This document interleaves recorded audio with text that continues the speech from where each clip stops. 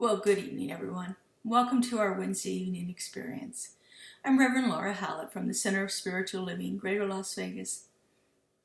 And what a joy it is to be back here again with you this evening. Each Wednesday night is a time that we take a look at the theme that we're working with for the month and find some practical ways that we can bring it into our lives to experience it in a deeper way, and maybe a way that we haven't thought of before. So for the month of September, our theme is unity. And so for these Wednesday evening experiences here in September, we're going to be taking a look at the idea of unity and finding practical ways that we can experience more of that in our lives. And so tonight's focus is on the practice of gratitude and how that simple practice can bring us into a state of understanding of our unity with all life in a better way than we might often experience it through other avenues. You know, gratitude is often seen as a deeply spiritual practice in many cultures and belief systems. In fact, it's often said that the only prayer that's ever needed is one of gratitude, of giving thanks. So what does gratitude do for us? Well, it helps us connect to our higher power or the divine or God or whatever you want to call it. It's a way of acknowledging that all of the blessings and the gifts that we receive on a daily basis come from a source well beyond oneself. And so it's a way of acknowledging that we are divinely blessed by that higher power, by that universal intelligence, by the Creator, or whatever you want to call it. One of the things that I found that gratitude can often do, in fact, most spiritual practices can do this one, but gratitude does it in a unique way. It helps us foster humility by recognizing that we are not entirely self-sufficient and that there are forces greater beyond us that are at work in the world. I've found that the deeper I go in my study of spirituality, the more humble I become, the more I realize that, I'm not doing anything by myself, that there is a guiding and guarding force at work here in the universe that is constantly unfolding itself as my highest and greatest good. Another thing that gratitude can help with is to develop that practice of mindfulness. Now, mindfulness is a spiritual practice in itself, and it includes three components. It includes being fully aware, being fully present, and not reacting to what's happening around you. So practicing gratitude often involves being fully present in the moment and appreciating the abundance and the beauty that surrounds us in that very particular moment. It's hard to be grateful in a moment without being fully aware of what's happening around you. Gratitude also helps us develop a sense of generosity. It gives us a desire to give back and to share one of our blessings with others. And this sense of generosity and compassion for others is often a core value in most spiritual traditions. Another thing that gratitude can do is help develop that deeper sense of inner peace.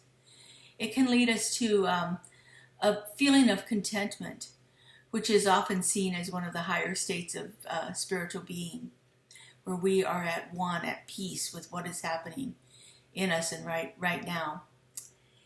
And what I've found in my experience is that gratitude is a very transformative practice.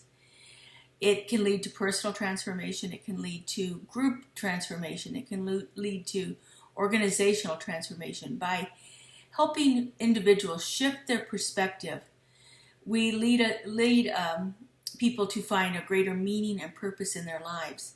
And so when we're grateful for what we have, there's a natural tendency to want to share that with others, and that helps us develop our purpose and gives our lives meaning. You know, cultivating gratitude as a daily spiritual practice can have a profound effect on your overall well-being and certainly your spiritual growth. When we begin to incorporate gratitude into our daily lives in a more powerful way, we can begin to explore spiritual dimensions that are beyond what we are seeing right now. And of course, it helps us deepen our connection with our own spiritual beliefs, and it helps us develop our practices. So what are some practical techniques for bringing gratitude into your life? Well, one of the most often used one is to keep a gratitude journal every day, morning or evening or both, Write down 3 to 5 things that you're grateful for. Now, these can be small things or they can be really big, monumental things. But it's essential that we be specific about this. Don't just say things like, I'm grateful for my life. What absolutely is it in your life that you are grateful for? If some person or one of your four-legged companions or something like that brings you joy, be specific about what that joy is. That helps us in the long term to remember that it's not just that one aspect of it, but each individual thing has many components to it. So, for instance, I'm very grateful for my four-legged companion that I recently met up with here in my home, and she has brought me so much joy in so many different ways. She's also brought me more activity, so I'm up and moving about more. She has brightened my day. I don't feel as lonely. I don't feel isolated. She has really brought a sense of completeness into my life in lots of different ways. So you see, I was really specific there. I didn't just say I'm grateful for my little puppy, but I'm grateful for all of these different components or different aspects of what it is she brings into my life. So keep a gratitude journal, but be specific about it. Another thing is I found that, it can get kind of rote and mundane to just simply write down 3 simple things. I usually do it before I go to bed, and sometimes I'm really tired, and so it's easy. Okay, what do I want to think of? Okay, I'm grateful for my life, and just be done with that. And the truth is, I am grateful for my life, but what is it about it? That gives it a juiciness, and it makes me want to keep the practice going. When I'm just writing down, I'm stuck and I'm just writing down mundane things, I tend to let the practice drop off. And so be specific about what it is you are grateful for when you're writing things down. Again, find some way of having a morning or evening ritual that incorporates gratitude into it. Again, it can be the writing in the journal, but it can also just be simply stating them. I have friends I know that give each other 5 things that they're grateful for. At the end of the day, they tell each other 5 different things that happened in their life that day that they're really grateful for.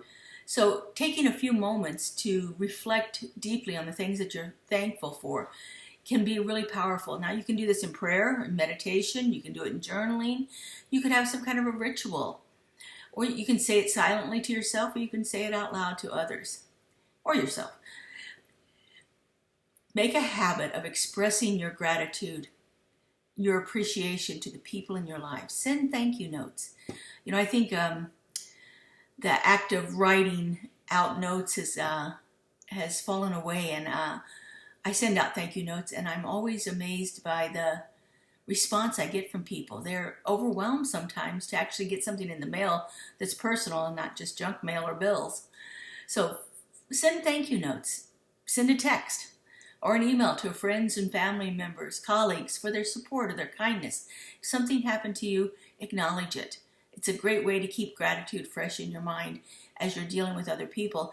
And when you do that, it makes the difficult situations not seem so hard to get through, because we're keeping our mind more focused on the gratitude of it, of the situation of the person, then we don't focus as much on the negative things.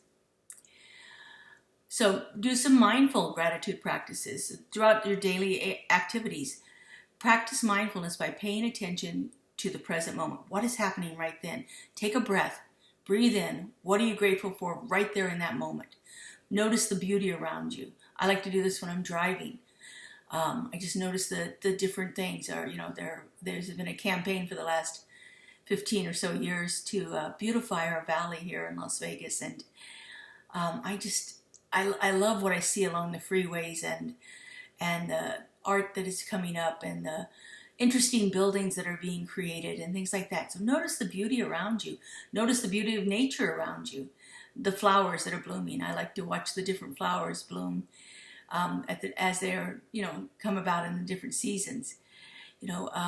Notice the taste of your food. Be grateful for the food that you have and everything that it took to get it to you. Or like when you're in the shower in the morning, be grateful for everything that goes into that experience of you taking that clean, warm shower, the home that you have, the people who provide the water services, the contractors who constructed the building for you. Notice that, appreciate it, acknowledge it, and it will give you a greater sense of peace throughout your entire day. Another way that you can begin to notice is to take a walk in nature and focus on the beauty of the environment. Again, as you walk, express gratitude for the trees, the sky, the birds, the other elements of nature you encounter. Be grateful for the people who clean up the streets, the trash collectors and the street sweepers. Be grateful for everyone who has kept their yard in beautiful condition to allow you to enjoy it.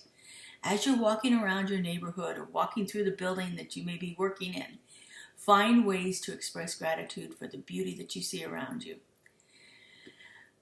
Another thing that you can do is to write gratitude affirmations. Now, affirmations generally are short sentences that I say they have the 4 P's. So they are positive, they are personal, they're present tense, and they're powerful. And so when you use words, you choose words that will reflect the power of your gratitude. Make it personal. Put an I am statement in there. Make it present tense. We don't want it to do in the future or in the past, but right there, what's happening right now in this present moment. That's another aspect of the mindfulness part of it. So, I am grateful for all of the abundance in my life. I am grateful for the love and the appreciation I received from my coworkers. I am grateful for my 4-legged companion in my home. Write affirmations that are powerful to you. Just put them around, write them in. I keep a journal, so I write affirmations in my journal. So write them down, keep them somewhere handy so that they're fresh before you. Another way you can do this is to keep a gratitude jar. Now, a gratitude jar is some kind of a container. I like to make pretty ones. Just have small pieces of paper handy that you can jot down anything. And whenever you feel grateful, just write it down and stick it in the jar. This is really good to keep on your desk, especially like at work, so that you have something handy. And, whenever you're grateful, put it in there. And then in those moments when you're not feeling so grateful or when something is troubling you, stick your hand in the jar and pull out one of those notes to remind you of all the blessings that you have in your life. So keeping a gratitude jar. It's an old practice, but it's a powerful one. Another thing that you can do is place visual reminders of gratitude all around your living spaces. You could do something like a vision board or gratitude collage, or just those notes and affirmations that you wrote. Maybe you find some kind of a quote that really inspires a sense of thankfulness for you. Put that out there. Put it out and fresh before you so that you can remember it. What these things do is they allow you to shift away from troubles that you're having and remind you of the experience of gratitude that you've had for something else. And so it's a great way of doing that. One of the things that I did, I just recently bought a home, and this was made possible by the generosity of my parents from an inheritance I received. And so as I was entering my new home for the very first time, I carried a picture of my parents on their 50th wedding anniversary into the house with me, and it's the first thing I put up in my home, and it reminds me all the time to be grateful to them for their generosity, love, and support that they've had throughout my entire life. So visual reminders are just really powerful. Just whatever that is, a picture of a person, a picture of a beauty of nature, a picture of a beloved pet, whatever that is, put that up around where you can see it to help keep you in that state of gratitude. Another thing that you can do is to volunteer or to give back to the community. Engaging in acts of kindness and service to others really can deepen your sense of gratitude. One, it helps you recognize all of the abundance you have and the blessing that you have to share it with others who are in need at that moment. I love that bumper sticker that's out there that says, practice random acts of kindness and senseless acts of beauty. Imagine that if we're just going around throughout our day, giving back in all kinds of ways of kindness and beauty to those around us. What a world we would create. One of the things that people often forget to do is to think about what they're grateful for when they're in a moment of challenge. You know, difficult experiences can really provide us an opportunity to be grateful. Even in the midst of the challenge, we can find things to be grateful for. So, you know, take a moment, pause in whenever you're experiencing any kind of difficulty, and what are you grateful for in that moment? Sometimes this can be difficult, but it can be really powerful, and it can shift the energy in the entire situation and make the challenge seem not so overwhelming. By acknowledging all of the strength and the resilience that we have to overcome these challenges, it can really lead us to being able to find a solution in a more expedient way. So reflect on your challenges. Reflect, and after you've gone through a challenge, look back at it. And instead of focusing on the negativity of it, see what you can find to be grateful for in that experience. What lessons did you learn? What challenges did you overcome? What strengths did you find that you didn't have before, that you didn't know you had? You had them, but you weren't aware of it. Acknowledge that. Be grateful for it. You know, and the last thing that I like to do is to cultivate gratitude for different aspects of your life. And one of the easiest ways that I found to do this is I write down the alphabet, you know, A to Z, on a piece of paper. And then I find something that begins with the letter A that I am grateful for. Abundance. Could be something as simple as apples. I'm grateful for apples. I'm grateful that I have arms. Imagine life without that. B. I'm grateful for the beauty I see around me. I'm grateful for all the blessings in my life. C. I'm grateful for the people that care about me and the people that I'm blessed to care for in my life. By going through this, it gives us a chance to look for areas of gratitude that we might not necessarily think we have.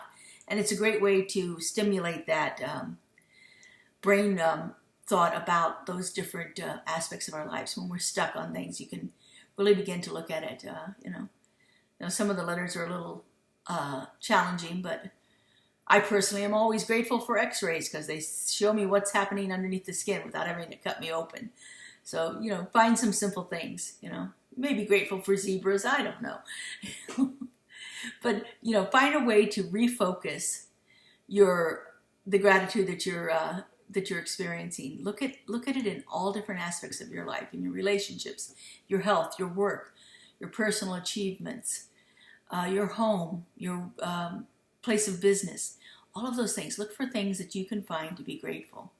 It truly is a powerful practice to spend time being grateful, because what this does is it changes our outlook on life and our connection to the spiritual dimension and our connection to each other.